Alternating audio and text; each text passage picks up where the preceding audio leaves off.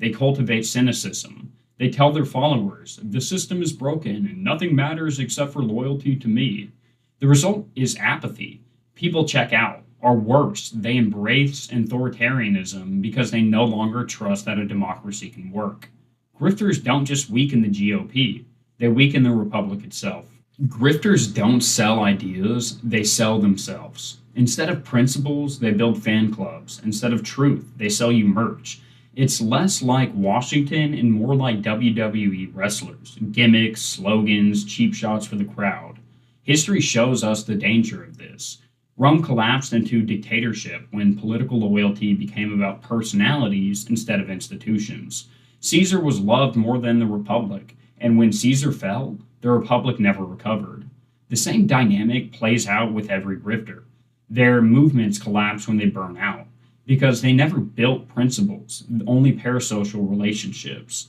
The irony, a movement that preaches small government ends up worshiping big personalities, and when personalities replace principles, the movement eats itself. No demographic has seen or been more alienated by grifters than young people. Gen Z already distrusts institutions. I know I do. They grew up watching the Iraq War unravel, the 2008 crash wipe out their families, and student debt crush their peers. And then, when they look at conservatism, what do they see? Survival buckets, conspiracy podcasts, and incoherent TikTok rants. Instead of being introduced to the serious case for liberty, they're force-fed culture war gimmicks. Instead of reading Hayek or Friedman, they're memed into paranoia. The result is devastating. A Pew study found that fewer than 30% of Gen Z identifies as conservative, and the number drops every single year.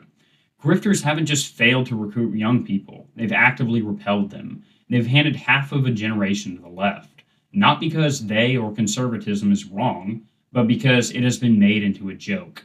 Here's the irony. The very people who preach personal responsibility thrive on victimhood. Every speech, every podcast, every tweet begins with the same refrain.